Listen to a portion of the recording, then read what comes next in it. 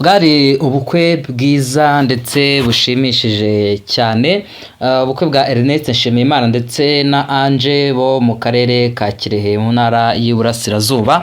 Bwari ubukwe mu by'ukuri bwagezwe intorezo cyane, babwira umukobwa bati umusore ugiye gushaka ni mugufi, buse muzabyara abana bameze gute, ariko birangiye urukundo rugeze ku ntsinzi, kandi uko byagenda kose urukundo nyakuri nyine ruratsinda. Bibiliya itangira igice cya kabiri murongo wa 18 haravuga ngo kandi Uwiteka Imana iravuga iti si byiza ko uyu muntu aba wenyine, reka muremere umufasha umukwiriye rero ni Ange, ndetse Ernest nawe akaba akwiriye Ange. Ubwo rero ntago biba byoroshye nyine, abantu barahagurutse bajya mu matwi ya Ange bamubwira amagambo y'urucanege bati rwose umugabo ntago muberanye, ariko uko byagenda kose Imana irabashyigikiye kandi ubukwe bwagenze neza. Abantu benshi bari babwitabiriye babonaga ko ari ibintu bishimishije cyane. Harimo isomo rero ku bantu bagiye batandukanye, bagenda bumva amabwire ugasanga bakundanaga n'umuntu, ariko wakumva amabwire y'ibyo abantu bavuga ugasanga urukundo uruvuyemo, ariko ntekereza ko ruba rudahari.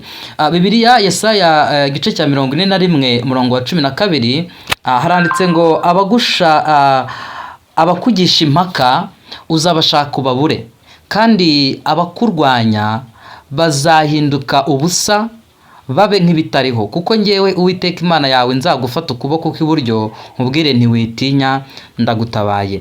Rero ubu bukwe bwa Ernest na Ange, reka tuvuge ngo ibwo Imana yabashyigikiye ubukwe bukaba, nubwo abanzi batabyifuzaga, ariko Imana izabubakira urugo rw'umugisha, izabahe kubyara hungu n'akobwa, kandi ibintu bizagende neza cyane. Ruzaba urugo rugendwa, ntibazabure buri kimwe cyose, ahubwo ruzaba urugo rw'umugisha. Imigani 18:22 haravuga ngo ubonye umugore mwiza aba abonye ikintu cyiza, akaba agize umugisha ahawe n'Uwiteka. Ubwo rero Ernest na Ange tubifurize guhirwa muri byose, kandi ntibazagire icyo babura. Imana izabahe guheka kandi bakikire bazonse, ibintu byose bizagende neza cyane. Ibihe byiza cyane mwese abakomeje kudukunda ndetse mugakurikirana inkuru n'ibiganiro byacu bigiye bitandukanye tugenda tubagezaho umunsi ku munsi.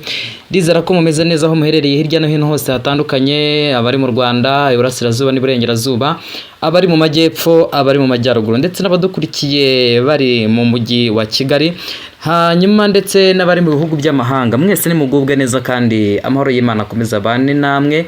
Hanyuma mboneraho no kwihanganisha abadukurikiranye batameze neza, bagize ibyago bakabura inshuti cyangwa se abavandimwe, bagire gukomera ndetse bagire kwihangana. Hari abantu badukurikiranye bagezweho ingaruka n'ibiza byakomotse ku mvura nyinshi cyane yaraye iguye mu ijoro ryo kuwa 17 rishyira kuwa 18.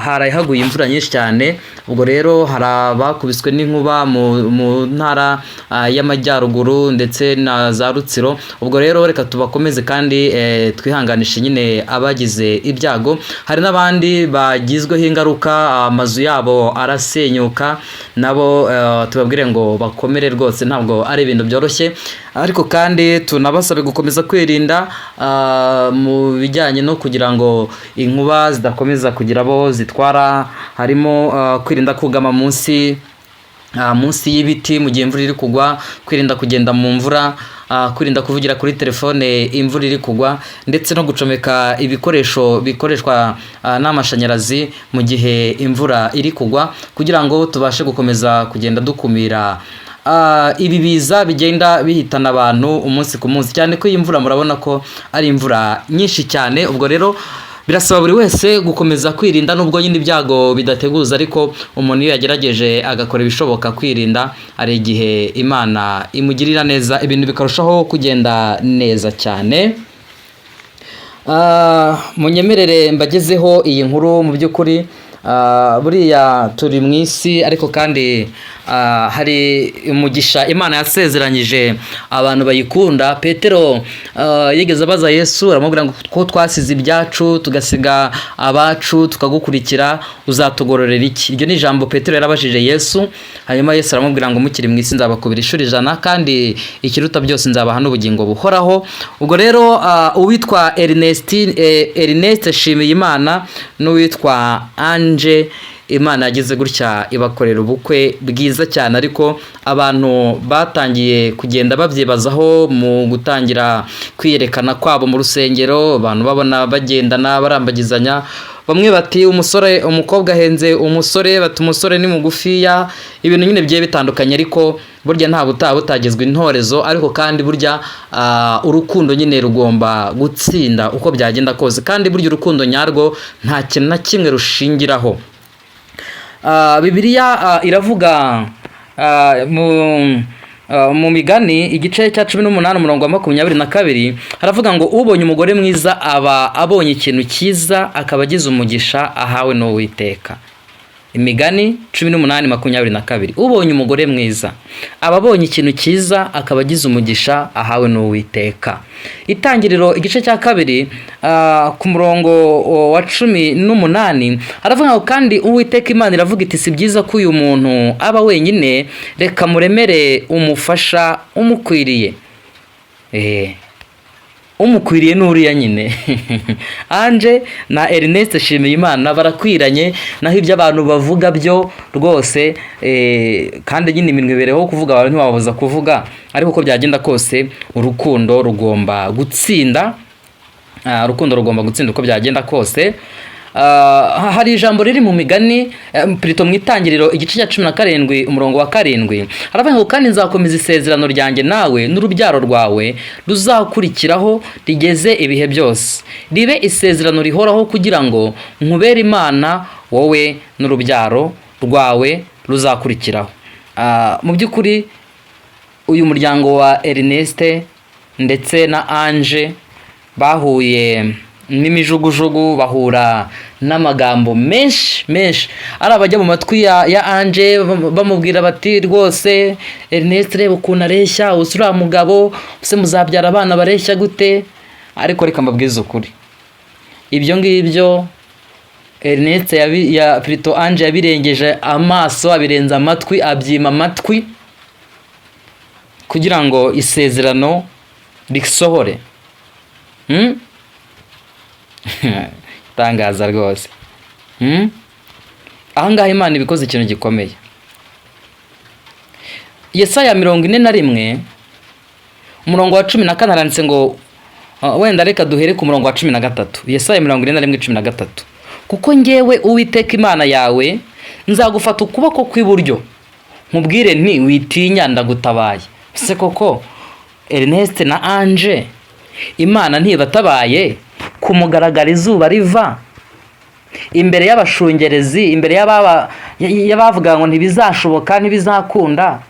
Yego nibyo koko ngo nta butaha butagezwe intorezo, ariko mu by'ukuri urukundo rwa Ernest Nshimiyimana na Ange bakoze ubukwe muri uku kwezi kwa 8 mu karere ka Kirehe mu ntara y'Iburasirazuba. Bwari ubukwe bwiza, abantu bari babwitabiriye, ubona abantu bishimye, yewe byari ibintu bikomeye cyane kuko abantu bari benshi mu byigano ari wose, ariko nyine ubukwe bwagenze neza, abantu ubona bishimye, nubwo nyine abanzi bo ntibabura.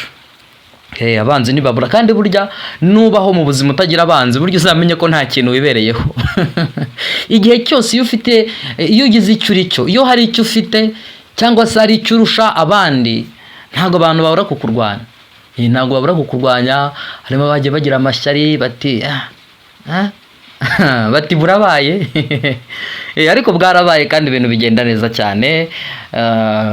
Barasezeranye mu murenge, barasezerana mu rusengero imbere y'Imana, rwose ibintu ari byiza cyane, abantu bishimye. Harimo abantu abagiye batandukanye bagiye bajya mu matwi ya Ange bakamubwira bati rwose dore Ernest si umugabo rwose ugukwiriye, reba uburyo uri umukobwa mwiza muremure w'igishongo umeze neza, uriya musore ureshya kuriya ubwo muzajya mubyara abana bangana gute, ariko Ernest nawe ni umusore mwiza rwose, n'umusore mwiza w'ibizigira wavuganye n'Imana. Rega iyo wavuganye n'Imana ugomba kurenza amaso ibyo abantu bavuga. Iyo wavuganye n'Imana ntago wita ku byo abantu bavuga. Ubu bukwe bwa Ernest Nshimiyimana ndetse na Ange bwari bukwiriye kubera abandi isomo, cyangwa se kubera abandi urugero. Hari abantu benshi cyane binjira mu rukundo ariko ugasanga umwe bamugiye mu matwi ati runaka bimeze gutya na gutya rwose ntago mukwiranye, urabona ugasanga nyine ubukwe bugize gutya, bwishwe n'amagambo y'abantu. Ariko buryo ushaka kugera ku intsinzi nyine umuntu ayigeraho yabanje kurwana, yabanje gukora ikizami. Nta muntu ushobora gutsinda atabanje kunyura mu kizamini. Ubwo rero reka Ernest tumwifuriza urugo rwiza na Ange, tuvuge ngo Imana izabubakira urugo rw'umugisha, urugo rugendwa, izabahe kubyara hungu na kobwa, izabahe guheka bakikire bonse.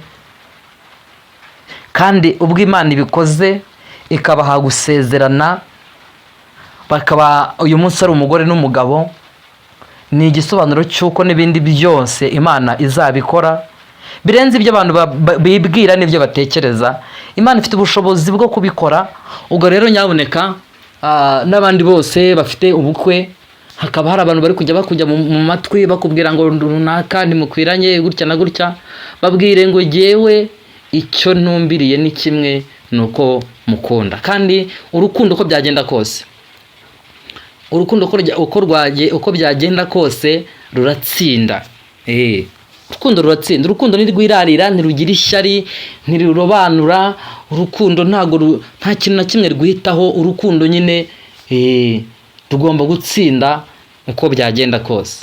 Ubwo rero ijambo mbatuye riravuga ngo kandi nzakomeza isezerano ryanjye nawe n'urubyaro rwawe ruzakurikiraho rigeze ibihe byose, ribe isezerano rihoraho, kugira ngo nkubere Imana wowe n'urubyaro rwawe ruzakurikiraho. Iri jambo rijye rihora rikomeza Ange ndetse na Ernest.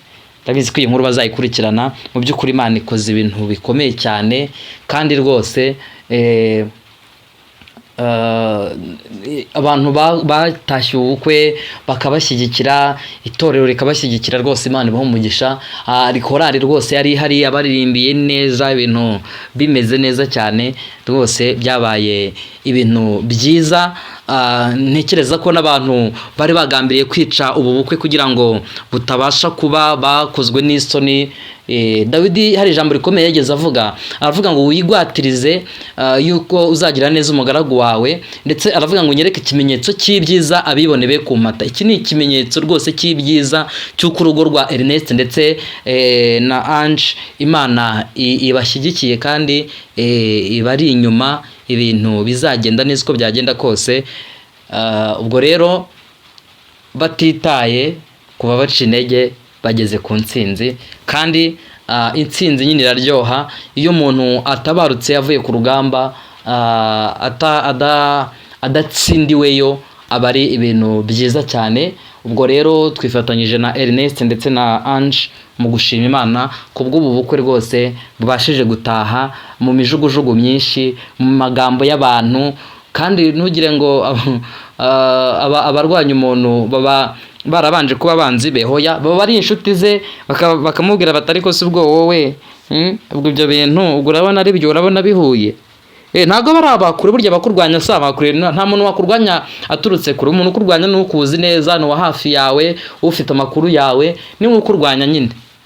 Nagiye mbona cyane abantu barwanya umuntu ntabwo baba baturutse kure, baba ari aba hafi yawe. Rimwe na rimwe hari igihe usanga ari abo mu muryango. Imiryango igahaguruka ati rwose nibi rwose umukwe utuzaniye, umukazana utuzaniye ntago bihuye, yiza ngahe, akora akahe kazi. Oya, urukundo ruba rugomba kutagira ikintu kimwe rushingiraho.